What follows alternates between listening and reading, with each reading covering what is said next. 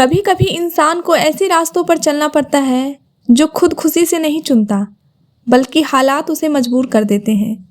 मैं भी नाचने का काम करती थी और यह काम मैंने बिल्कुल भी अपनी खुशी से नहीं किया था। मैं पैदा ही एक नाचने वाली के घर में हुई थी और इसलिए मजबूरन मुझे भी नाचने का काम ही करना पड़ा था।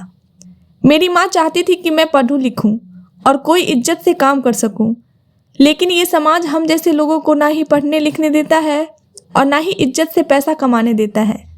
मेरी माँ ने मुझे एक सरकारी स्कूल में एडमिशन करवाया तो वहाँ हर कोई मुझे देखकर एक ही बात बोलता, अरे ये तो नाचने वाली की बेटी है, इसका यहाँ क्या काम, इसे तो किसी शादी पर नाचने के लिए भेज दो। यहाँ तक कि मेरे टीचर भी मुझे नहीं छोड़ते, मुझे नीची नज़रों से देखते, मुझे सबसे पीछे बिठाया जाता। मैं कुछ सवाल करती तो डांट कर चुप करवा दिया जाता। मुझे किसी काम में मदद चाहिए होती तो टीचर मेरी मदद ना करती और दूसरे बच्चों तो मेरे पास भी ना आते, जैसे मुझे बीमारी हो जो उन्हें लग जाएगी। जबकि मेरा मसला सिर्फ इतना था कि मेरी माँ नाच गाना का काम करती थी। हाँ, मगर स्कूल में जब भी कोई फंक्शन होता तो मुझे ज़रूर पार्टिसिपेट करवाया जाता। मेरा नाच हमेशा से ही अच्छा था। मैं तो अपनी माँ के पेट में थी जब भी मैं नाच किया करती थी, इसलिए यह मेरे खून में बसा हुआ काम था। मैं स्कूल के हर फंक्शन में खूब नाचती। एक दिन स्कूल के फंक्शन में मेरी माँ आ गई तो उसका सर शर्म से झुक गया। उसने मुझे वहीं से मारकर स्टेज से नीचे उतारा और कहने लगी, इसी काम से तो तुझे बचाने के लिए स्कूल भेजा था, यहाँ आकर भी अगर तुझे यही काम करना है तो फिर स्कूल क्यों आती है। मैंने रोते हुए माँ से कहा कि मुझे तो मास्टर जी ने नाचने को कहा था। माँ ने मास्टर जी को बुरा भला कहा तो वो उल्टा मेरी माँ पर बरस पड़े और कहने लगे, जो काम तेरी बेटी को आता है हम वही करवाएंगे ना, और फिर अब स्कूल में फंक्शन है तो कोई तो डांस करेगा ना, तो तेरी बेटी ही क्यों नहीं करेगी। अब इज्जतदार घराने की बच्ची तो हम नाचने को नहीं कह सकते। ये सुनकर माँ का दिल बहुत दुखी हुआ था और माँ ने मुझे स्कूल से भी उठा लिया और फिर मैं अपने घर में रहने लगी। लेकिन मेरे अंदर नाच करने का शौक पैदा हो गया था, क्योंकि मुझे ये बात अच्छी तरह समझ आ गई थी कि इस काम के अलावा कोई और काम यह दुनिया मुझे नहीं करने देगी। मैं कहीं भी जाऊंगी मेरी पहचान इसी नाम से होगी कि मैं नाचने वाली की बेटी हूँ। नाचना मेरी पेशा है। मैं माँ से छुप छुप कर नाचने लगी थी, क्योंकि माँ को अगर पता चलता तो वह मेरी हड्डियाँ तोड़ कर रख देती। माँ ना ही मुझे अपने साथ किसी महफिल में ले जाती और ना ही बगैर ज़रूरत के घर से बाहर निकलने देती थी। माँ ने मुझे 7 पर्दों में छुपा कर रखा था ताकि दुनिया मुझे माँ के जरिए ना पहचाने और मुझे भी यही काम करना पड़े। लेकिन किस्मत ने मुझे इसी काम में निपुण बनाया था। एक दिन माँ को बहुत तेज बुखार हुआ और 3 दिन के अंदर माँ चल बसी। पता चला कि माँ को डेंगू बुखार हुआ था और उसी वजह से माँ की जान बाजी हार गई। मेरी उम्र सिर्फ 15 साल की थी। माँ की मौत पर मैंने बड़ी मुश्किल से मोहल्ले वालों को जमा किया था, क्योंकि कोई भी आने के लिए तैयार नहीं था। सबका यह कहना था कि एक नाचने वाली की अर्थी कौन उठाएगा। लेकिन जब मैंने खूब रोना धोना किया और हंगामा मचाया कि मेरी माँ हिंदू औरत थी और उनकी अर्थी उठाना मोहल्ले वालों की जिम्मेदारी है, तो कुछ शरीफ लोग आगे आए और माँ की अर्थी उठाई। माँ की चिता को आग लग चुकी थी और अब ना ही मेरे पास खाने के लिए पैसे बचे और ना ही घर का किराया देने के लिए। हमने सारी जिंदगी बहुत पैसा कमाया था, लेकिन हमने अपना घर नहीं खरीदा था, क्योंकि हमारे घर बदलते थे। मोहल्ले वाले हमें किसी एक घर में रहने नहीं देते थे। जिसे भी मेरी माँ का काम पता चलता वो पत्थर मारकर हमें मोहल्ले से निकाल देते। इसलिए हम किराए के घर बदलते रहते थे। अब माँ चली गई तो एहसास हुआ कि अपना घर होना बहुत ज़रूरी होता है। मकान मालिक आकर सिर पर खड़ा हो गया। मैंने उससे कुछ वक्त का टाइम मांगा और इत्तेफाक से अगली ही रात घर का दरवाज़ा बजा। मैंने डरते डरते दरवाज़ा खोला तो एक आदमी दरवाजे पर खड़ा था। उसकी बड़ी बड़ी मूछें थी और वो बड़ी सी गाड़ी पर आया था। मुझे देखकर मेरी माँ का पूछने लगा। मैंने उसे बताया कि सितारा की मौत हो चुकी है। यह सुनकर उसके चेहरे पर कुछ परेशानी आ गई। फिर वो कहने लगा, उसने तो मुझसे वादा किया था कि वह मेरे बेटे की शादी पर नाचेगी। मैंने तो अपने दोस्त यार को भी बता दिया है कि नैना आकर नाचेगी। उसका नाच बहुत ही मशहूर है। अब मैं क्या करूँगा। मेरे पास उसके सवाल का कोई जवाब भी नहीं था। मैंने दरवाज़ा बंद करने लगी तो उसने अचानक ही दरवाज़ा पकड़ लिया और कहने लगा, तू कौन है? तू भी तो नैना की जैसी दिखती है। अगर तू आकर नाचेगी तो मैं पैसे तुझे दे दूंगा। उसकी बात सुनकर मैं कुछ पल के लिए सोच में पड़ गई। मैं आज तक ऐसी महफिल में नहीं गई थी और ना ही कभी किसी महफिल में नाच गाना किया था, लेकिन अब मुझे पैसे की ज़रूरत भी तो थी और मेरे सर पे मेरी माँ भी नहीं रही थी। अगर मैं मेरी माँ के नाम से काम शुरू करती तो जल्द ही मेरा भी नाम बन जाता और ज़िंदगी आसान हो जाती। यही सोचकर मैंने हाँ कह दी और उस आदमी के साथ चल पड़ी। उसके बेटे की शादी थी, वो कोई बड़ा जमींदार था। वहाँ बड़े बड़े लोग आए हुए थे। मैंने बेबाकी से नाचना शुरू कर दिया। मेरा दिल खून के आंसू रो रहा था, लेकिन ये नाच मुझे मेरी नई जिंदगी दिलवाने वाला था। ये सोच के मैं नाचती रही। फिर वो आदमी सुबह सूरज निकलने के समय मुझे नोटों से भरकर मेरे घर छोड़ दिया गया। मैं एक ही रात में इतना पैसा कमा कर लाई थी जितना कोई शरीफ इंसान पूरे महीने में मेहनत करके भी नहीं कमा सकता था, और इसलिए मैं अपने काम में पक्की हो गई और मैंने सोच लिया कि अब मैं यही काम करूंगी। मैं बिल्कुल अपनी माँ की जैसी थी, इसलिए मुझे अपनी माँ की जगह लेने आई मैं ज़्यादा समय नहीं लगा था। मैंने सारी ज़िंदगी अपनी माँ का नाच देखा था, इसलिए मेरे पैर भी उसी के तरह थे। मैं जिस महफिल में जाती उसकी जान बन जाती। लेकिन यह काम मुझे ज़्यादा अच्छा नहीं लगता।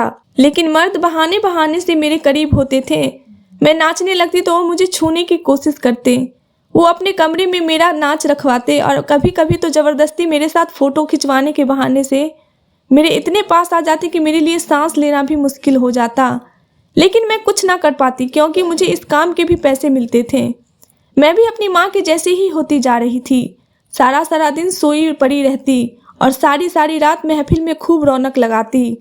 मेरे पास बहुत पैसा आ गया था, लेकिन अगर कुछ नहीं था तो वो सुकून था। मेरी ज़िंदगी में बिल्कुल भी सुकून नहीं रहा था। हर वक्त मेरी अंतरात्मा बेचैन रहती।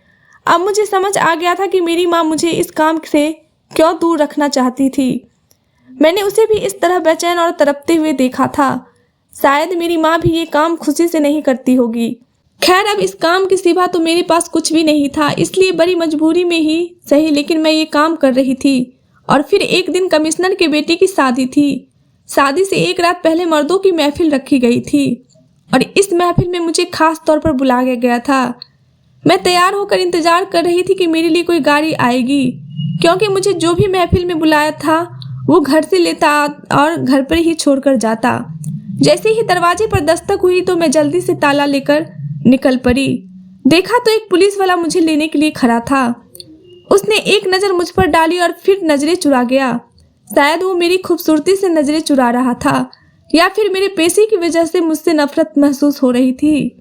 मैं समझ नहीं पाई थी कि मैं उसके साथ गाड़ी में बैठकर चल पड़ी। सारा रास्ता खामोशी से गुजर गया। वो बहुत ही हैंडसम पुलिस ऑफिसर था। मेरी नज़र बार बार उसके ऊपर पड़ रही थी। अगर ऐसे इज्जतदार पुलिस वाला किसी औरत की ज़िंदगी में शामिल हो जाए तो वो कितनी भाग्यशाली होगी। यही बात मेरे दिलो दिमाग में चलने लगी। एक पुलिस वाले पति के साथ जो औरत बड़ी ही सुरक्षित होती होगी, मैं तो बिल्कुल भी सुरक्षित नहीं थी।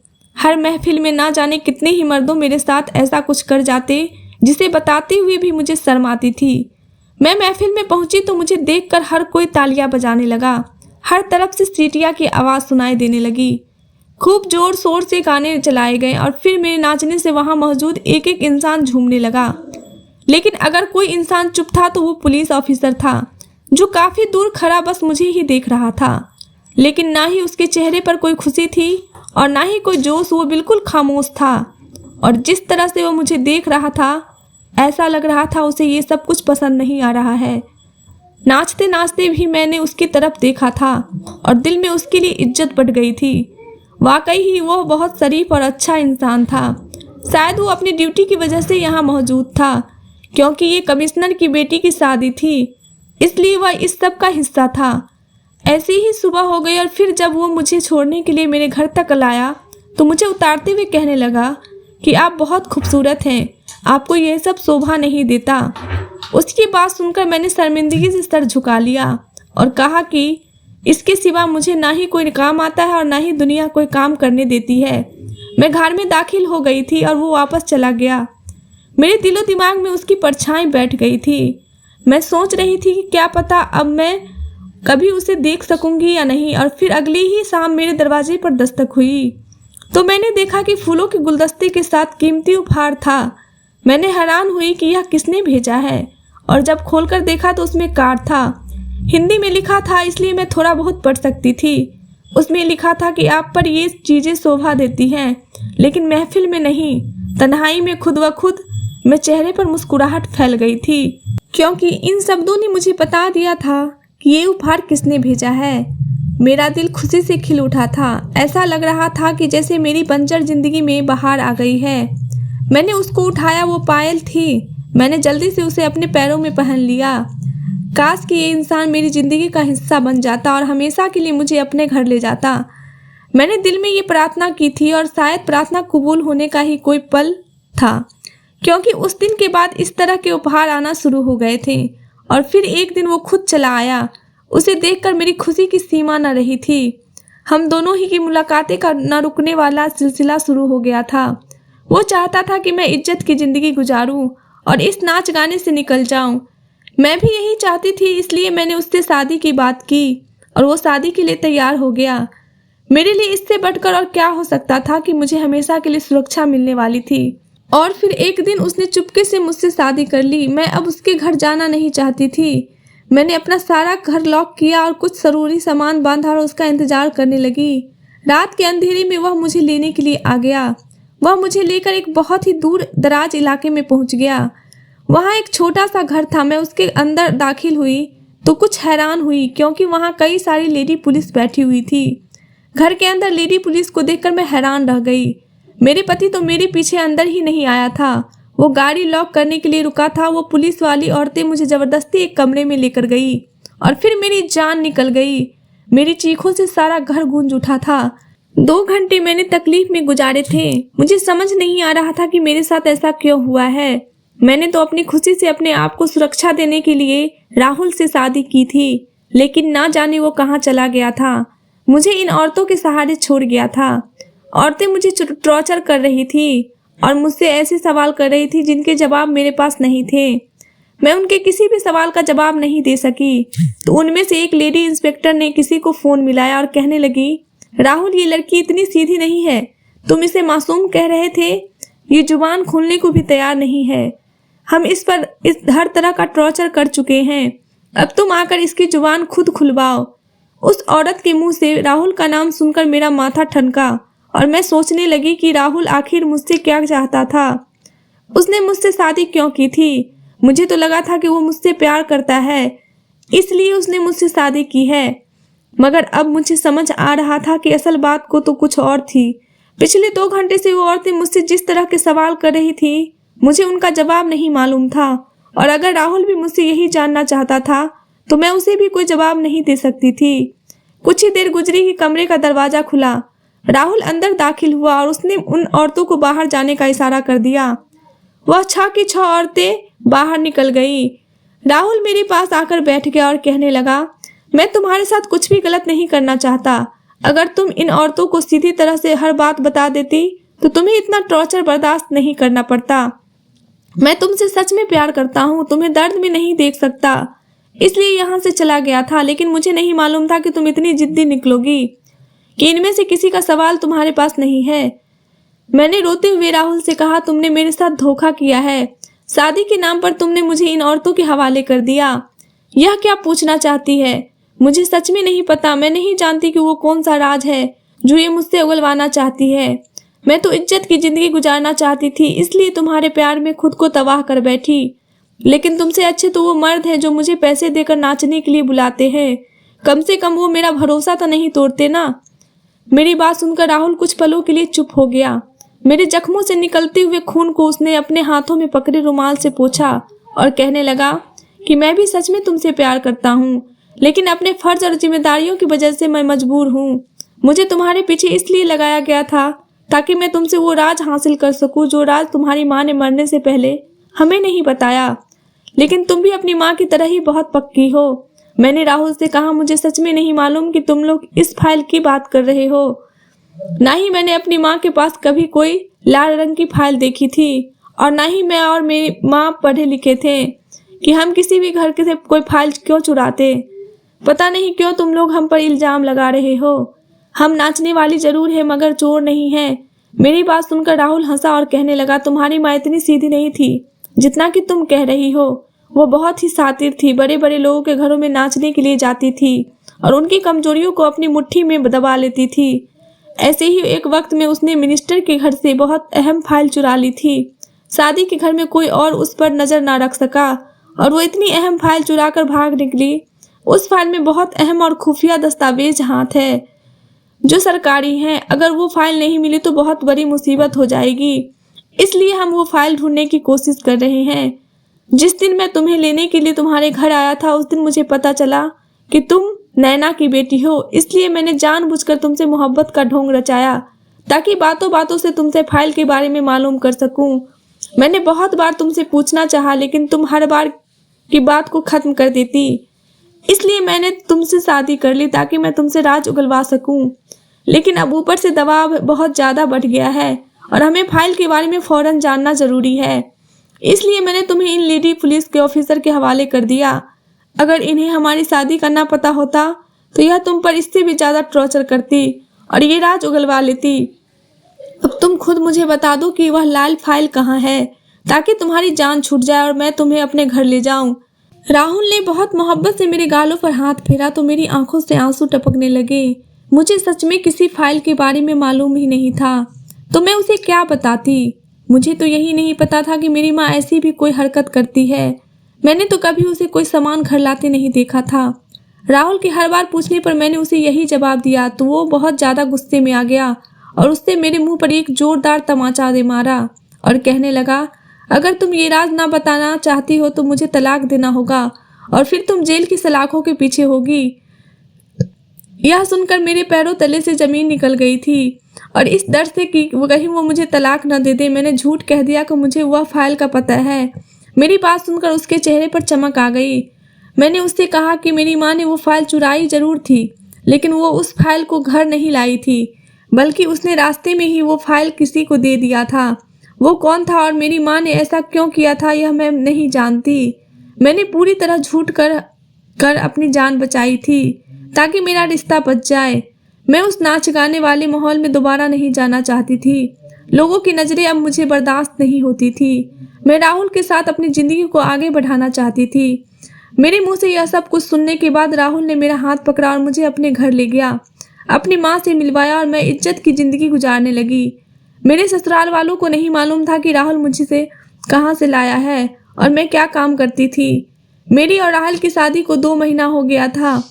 एक दिन मैं अपना घर पूरी तरह से खाली करने के लिए गई क्योंकि मकान मालिक चाहता था कि मैं घर की चाबी उसे वापस दे दूं। वो घर किसी नए किराएदार को देना चाहता था। मैं घर पहुंची तो सारा घर उल्टा पड़ा था।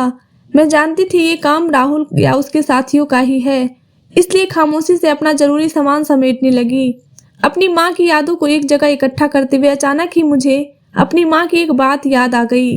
मेरी माँ ने मरते समय मेरा हाथ पकड़कर रोते हुए मुझसे कहा था कि जिंदगी में मैंने बहुत कुछ गलत किया लेकिन अब मैं सब कुछ ठीक करना चाहती हूँ और इसलिए मैंने एक बहुत कीमती चीज़ हासिल की है जिसकी वजह से मेरे सारे पाप धुल जाएंगे। उस वक्त माँ की वो बात मुझे समझ नहीं आई थी लेकिन आज माँ के सामान को समेटते हुए अचानक ही यह बात मेरे दिमाग में आई थी कि माँ कहीं उस फाइल के बारे में तो बात नहीं कर रही थी। उस फाइल में ऐसा क्या था कि मेरी माँ सारे पाप धुल जाते, क्योंकि एक फाइल को हासिल करने के लिए मिनिस्टर साहब ने पूरी पुलिस फोर्स को मेरे पीछे लगाया था। यही सब सोचते सोचते मैंने माँ का जरूरी सामान बांध लिया और बाकी सब कुछ उसी वक्त कबाड़ वाले को बुलाकर बेच दिया। घर पूरी तरह से खाली हो गया था। मेरी माँ मुझसे हमेशा कहा करती थी कि अगर तुम्हें कभी भी मेरी याद आए तो अपने पिता की फ़ोटो को सीने से लगा लेना। मैंने दीवार पर लगी पिताजी की फ़ोटो पर नज़र डाली जो सालों से एक ही जगह पर टिकी थी। मैंने कभी पिताजी की फ़ोटो को सीने से नहीं लगाया था क्योंकि मुझे अपने पिता से बिल्कुल प्यार नहीं था। मैंने तो कभी उन्हें देखा भी नहीं था, लेकिन आज माँ की बहुत याद सता रही थी, इसलिए मैंने वो फ़ोटो उतारकर अपने सीने से लगाया। लेकिन उसी वक्त मैं हैरान रह गई क्योंकि उस फोटो के पिछले हिस्से में कुछ कागजात लगे हुए थे। फाइल तो नहीं थी लेकिन कुछ कागजात ने। मैंने जल्दी से वो सारे कागज छुपा दिए। पता नहीं क्यों मुझे ऐसा लग रहा था कि यह सब लोग मिलकर यही ढूंढ रहे थे। मैं पढ़ी लिखी नहीं थी, बस थोड़ी बहुत हिंदी ही आती थी, मगर इन कागजों में अंग्रेजी में लिखा था, लेकिन मुझे जानना था कि इन पर क्या लिखा है। इसलिए मैं खामोशी से अपने घर से निकली, ताला लगाया और अपनी पुरानी दोस्त के पास पहुंच गई जो बहुत पहले मेरे साथ स्कूल में पढ़ा करती थी। कभी कभार वो मुझसे मिल लिया करती थी, लेकिन अपने घर वालों से डर से उसने मुझसे कोई गहरा संबंध नहीं बनाया था। इत्तेफाक था कि उस वक्त वो घर पर कोई भी मौजूद नहीं था। वो अकेली ही थी। मुझे देखकर बड़ी खुश हुई। उसे मेरी शादी की खबर मिल चुकी थी। मैंने जल्दी से उसे वो कागज़ दिखाया और मुझे कहा कि मुझे पढ़कर बताओ इस पर क्या लिखा है। मेरे कहने पर उसने तेज आवाज़ से पढ़ना शुरू किया और मेरे सर पर आसमान गिर पड़ा, जिनमें मिनिस्टर के सारे काले कारनामे की गठरी थी। अपनी पोस्ट का फायदा उठाकर मिनिस्टर लड़कियों का कारोबार कर रहा था। इस बात की खबर मेरी माँ को हो गई थी। मेरी माँ ने वो फाइल चुरा ली जिस पर सारी बात लिखी थी कि लड़कियों को कब कहाँ से अगवा करके कहाँ पहुँचाया गया था। मेरी माँ अपने नाचने के काम को पसंद नहीं करती थी, लेकिन बहुत मजबूरी में वो ये काम करती थी। और जब उसे यह पता लगा कि वह कुछ ही दिनों की मेहमान है, तो अपने पाप को धोने के लिए उसे यह रास्ता नजर आया और उसने यह फाइल चुरा ली ताकि पुलिस के हवाले कर सके। लेकिन इससे पहले कि वो इस दुनिया से चली गई, और अब मैं जान गई थी कि अगर ये फाइल पुलिस वालों को भी मिल गई तो कोई मिनिस्टर के खिलाफ कार्रवाई नहीं करेगा, क्योंकि यहाँ कानून सच में ही अंधा था। गुनाहगार को सजा नहीं मिलती थी और बेगुनाह को जेल से निकलना मुश्किल था। मैंने बहुत सोच समझकर अपने दोस्त की मदद से इन तमाम कागजात की वीडियो बनाई और उसे सोशल मीडिया पर डाल दिया, और फिर वह फाइल लेकर मैं अपने पति के पास आ गई। राहुल मुझे देखकर कहने लगे, तुम कहाँ चली गई थी? मैंने वो फाइल उनके हाथ में पकड़ाई और उनसे कहा कि आप जिस चीज़ का पता मुझसे पूछ रहे थे वह यह है। अब अगर आप सच में ही ईमानदार हैं तो मिनिस्टर के खिलाफ रिपोर्ट दर्ज करवाएं। वो सब पढ़कर राहुल भी शॉक्ड रह गए थे। उन्हें यही बात बताया गया था कि ये बहुत अहम कागजात है और इसे खोलने को भी अनुमति नहीं है। लेकिन जब मैंने उन्हें सब कुछ बताया तो उन्होंने सारे कागजात खुद चेक किए। उन्होंने मिनिस्टर साहब के खिलाफ रिपोर्ट भी दर्ज कर ली। अब आगे इस मामले में क्या होगा क्या नहीं, ये हम दोनों नहीं जानते। राहुल पर ऊपर से बहुत प्रेशर है कि इस मामले को दबा दिया जाए, लेकिन वह ईमानदारी से अब तक अपने फैसले पर डटा है। लेकिन उन्हें कब तक पैरों पर खड़ा रहने दिया जाएगा, यह मैं भी नहीं जानती। हमारे मुल्क में ईमानदारी से नौकरी करने को इस कदर मुश्किल बना दिया गया है कि अगर कोई इंसान सही रास्ते पर चलना भी चाहे तो उसे नौकरी से निकाल दिया जाता है। शायद इसलिए मुल्क में ना ही चैन शांति रही है और ना ही इंसाफ। दोस्तों, आप लोगों को हमारी कहानी कैसी लगी? अच्छी लगी तो वीडियो को लाइक करें, चैनल पर नए हैं तो चैनल को सब्सक्राइब करें और एक प्यारा सा कमेंट बॉक्स में ज़रूर कमेंट करें। धन्यवाद दोस्तों।